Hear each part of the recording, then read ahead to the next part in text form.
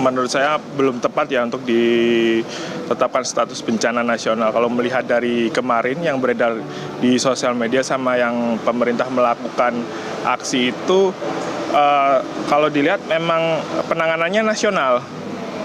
Aku kira sih pemerintah masih bisa menangani gitu. Ya layak banget, karena berita ini kan udah menyeluruh sampai ke luar negeri gitu, udah tahu gitu semuanya gitu. Melihat cakupannya yang sangat luas ya, udah ada beberapa provinsi kan, dan korbannya pun mungkin lebih dari 100 dan mungkin akan terus bertambah karena saat ini aja sedang masih dalam masa pencarian, dan itu sebenarnya layak untuk dijadikan bencana nasional.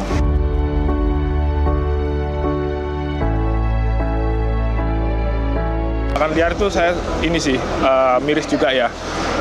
Pemerintah perlu melakukan investigasi lebih cepat terkait pembalakan liar itu sendiri. Bisa jadi karena penebangan hutan, dan juga bisa jadi karena mungkin yang di atas itu marah, mungkin kita kan nggak tahu kan ada perbuatan apa mereka di sana gitu kan. Dan humannya juga mungkin ya, manusianya juga. Tapi kalau dilihat dari beberapa berita, memang banyak kan itu ada kayu-kayu, itu gelondongan yang ikut ke bawah. Mungkin itu salah satunya, atau mungkin juga itu salah satu bentuk mungkin ada indikasi bahwa itu sebenarnya tidak diketahui dan akhirnya terbuka secara alam gitu.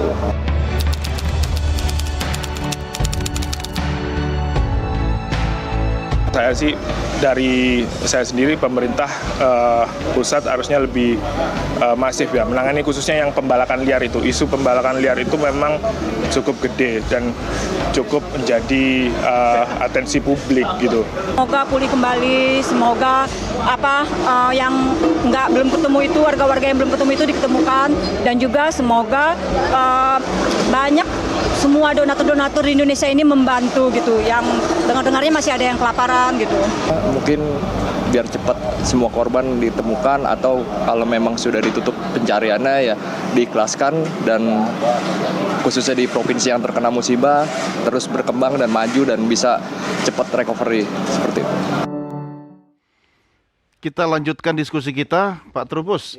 Seberapa penting status dibanding yang penting treatment negara atau pemerintah kepada korban bencana itu? Kalau dari kebijakan publik sebenarnya treatmentnya itu yang prioritas. Karena apa? Karena status itu sebenarnya membawa konsekuensi negatif loh. Tidak positif kepada daerah, karena begitu dana digelontorkan, itu kepala daerah dan bupati, wali kota harus bertanggung jawab. Siap nggak dia? Kalau nanti diaudit, kemudian ditemukan temuan yang ini, kalau sekarang posisi ini kan dia nyeleweng-nyeleweng sedikit juga aman lah gitu. Nanti kalau itu status dinaikkan, bisa masuk penjara dia. Itu yang harus hati-hati. Pengalaman tahun 2004, butuh Menteri Kesehatan masuk penjara. Jadi harus hati-hati, karena itu jangan terburu-buru pemerintah untuk itu, ada benarnya gitu lah. Artinya di satu sisi juga memang dunia internasional juga akan menyorot kalau memang Indonesia nggak mampu kan, itu persoalannya. Karena kan mungkin dibandingkan dengan negara-negara lain di kawasan kayak di Thailand misalnya, korban baru berapa tapi sudah bencana nasional gitu kan. Kita kan tidak harus ikut-ikutan, menurut Anda begitu. Yang penting treatmentnya gitu kan, perlakuannya. Kecepatan dalam, karena apa? Karena kalau kita lihat sampai hari ini itu memang menjadi persoalan kan, masih banyak yang terisolir. Betul. Nah, dari data tadi Walhi yang saya terima dan kemarin dari Greenpeace, itu memang masih banyak, dan kepala daerah yang menceritakan ke saya juga masih banyak yang sesungguhnya posisinya itu masih dalam tanda petik ngeri-ngeri sedap. Artinya apa?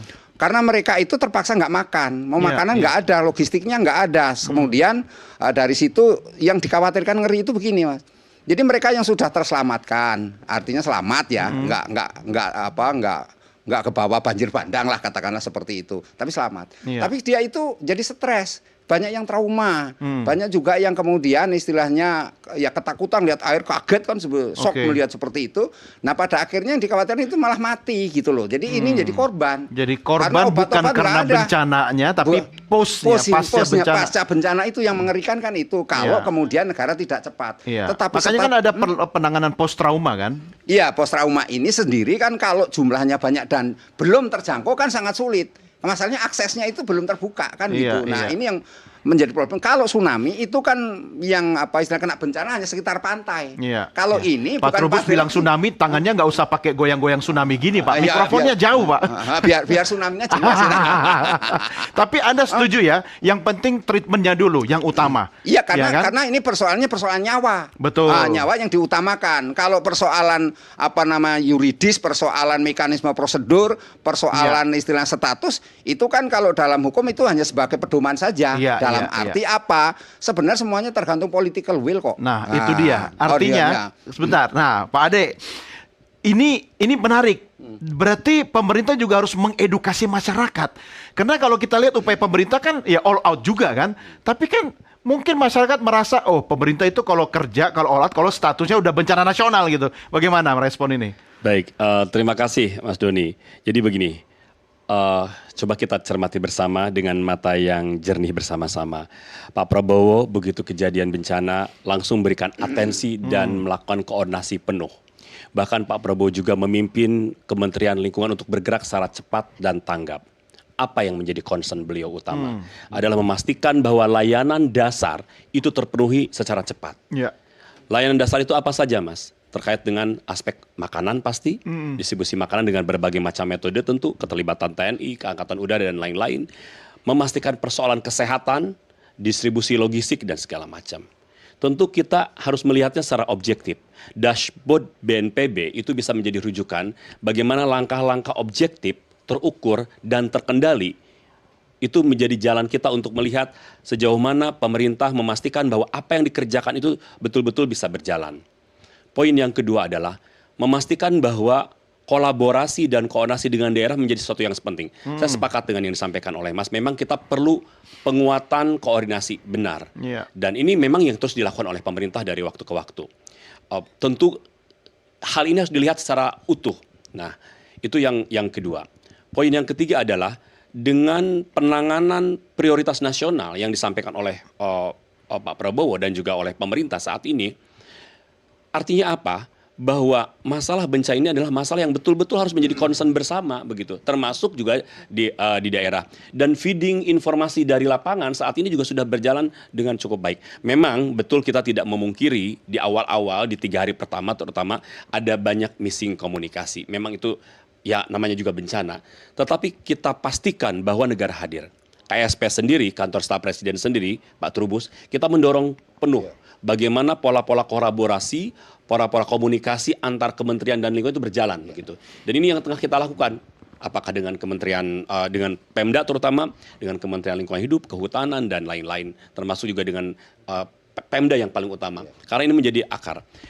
Memang kekhawatiran kami sadari sepenuhnya, oleh karena itu kami betul-betul turut berduka yang mendalam. Oleh karena itu kami juga melakukan tindakan yang paralel. Gercep lah istilahnya itu gercep. Karena kalau tidak memang ya kita sadari kekhawatiran dan kita pastikan bahwa layanan dasar itu terpenuhi dengan baik dan dashboard BNPB bisa menjadi salah satu rujukan dan tentu pusat komando yang juga tadi pagi kita koordinasi dengan TNI, dengan semua stakeholders, dengan kepolisian dan lain itu bisa berjalan. Itu bisa menjadi lihat bahwa kita menangani ini dengan serius. Oke, bencana itu kan datang tidak tiba-tiba sebenarnya. Itu adalah buah dan hasil sebuah sikap atau perilaku termasuk manusianya yang bukan hanya 1-2 hari tapi mungkin bertahun-tahun. Harus fair juga, ya kan, bahwa apa yang terjadi hari ini bukan semata-mata akibat perbuatan mungkin negara tidak hadir dalam menjaga lingkungan, tapi jauh bertahun-tahun sebelumnya kan. Anda sempat mengkritisi soal deforestasi lahan di Sumatera, khususnya Sumatera Utara, begitu ya. Ada datanya ya, saya boleh pinjam ya.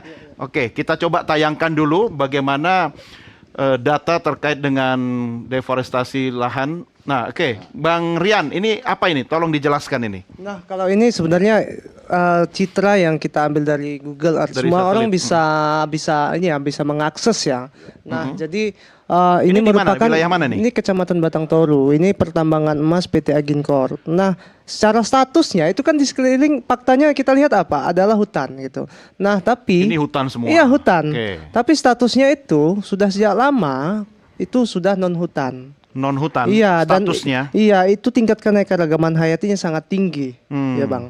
Nah, kemudian dalam kurun waktu 5 tahun terakhir, perusahaan tersebut juga telah menebang itu ribuan pohon di sekitarnya. Ada Perusahaan siapa nih? Ini PT Aginco Resource, pertambangan emas. Investasi asing atau Ya, ini dalam negeri? bagian apa ya, anak perusahaan Astra Group gitu. Oke. Ya. Oke. Nah, kita sudah mengingatkan ya, selain memang di sini dibangun di habitat orangutan Tapanuli, tapi pertambangannya juga langsung Bang. Kalau kita lewat dari Kecamatan Batang Toru, itu nampak sebelah atasnya itu ada tambang. Tambang emas. Tambang emas. Jadi ada di Jembatan Trikora, di Sungai Batang Toru, dan di sebelah kanan peta ini itu adalah Sungai Batang Toru. Kaya dong daerah ini sebenarnya ya. Kayak, tapi kalau kita lihat di sana Bang, masyarakat sekitar kita bisa Bang Rian, lihat kau ya. bantu aku lah, kan kau yang lebih mengerti nih. Coba jelaskan sini sebelah sini. Nah, kita ada ini mau pindah ke gambar berikutnya nggak? Ya, silahkan. Oke, sini Bang Rian sebelah sini. Nah, sambil jadi presenter coba. Ya. Oke, next. Coba kita lihat gambar yang berikutnya. Nah, ini apa? Tolong jelaskan. Nah, ini merupakan pembangunan infrastruktur PLTA Batang Toru. Nah, ini kan sudah sejak 2017 ya direncanakan dan kemudian dibangun infrastrukturnya. Dari sini, Bang, ini tadi sekitar 2 sampai 3 km itu jaraknya dari tambang. Tambang itu di sebelah selatannya. Nah, ini dari sini panjangnya 13 km. Itu apa? Jalur apa? Ini sungai. Sungai. Yang biru sungai kan? Yang merah-merah inilah lahan yang dibuka untuk pembangunan infrastruktur dari PLTA Mic-nya Batang jangan Toru. jauh-jauh. Jadi yang pemirsa, yang biru itu adalah jalur sungai. Iya, itu sungai. Sementara yang merah adalah lahan-lahan yang dibuka. lahan yang tadinya itu hutan. Ya, statusnya Kemudian, tapi sudah sejak lama tapi sekarang non-hutan. sudah bukan statusnya bukan hutan Bukan lagi. hutan. Dan Ya. sekarang jadi tambang. Enggak, ini adalah pembangkit listrik. Oh, pembangkit Iya, listrik. yang sedang dalam pembangunan infrastruktur. Oke, enggak ada masalah dong kalau pembangkit listrik. PSN juga ini proyek strategis, strategis nasional ya? Iya. Oke. Benar. Terus yang menjadi sumber masalah adalah Di sini Bang, penebangan-penebangan. Selain ini juga memutus ya banyak habitat orangutan Tapanuli. garis merah ini semua area penebangan. Iya, areal penebangan. Oh Bang. ya? Bukan. Sepanjang itu? Iya, 13 Sampai- km. Oke. Itu semua orang bisa lihat, silahkan saja itu dari Google Earth ya, Google Maps. Itu bisa lihat itu. Ada tambang. Kemudian lagi di sebelah kirinya sana ada pembukaan dan alih fungsi untuk sawit begitu. Kita lihat Di gambar atasnya berikutnya. lagi ada pembukaan untuk PT itu Bapak Besar. Oke, gambar berikutnya.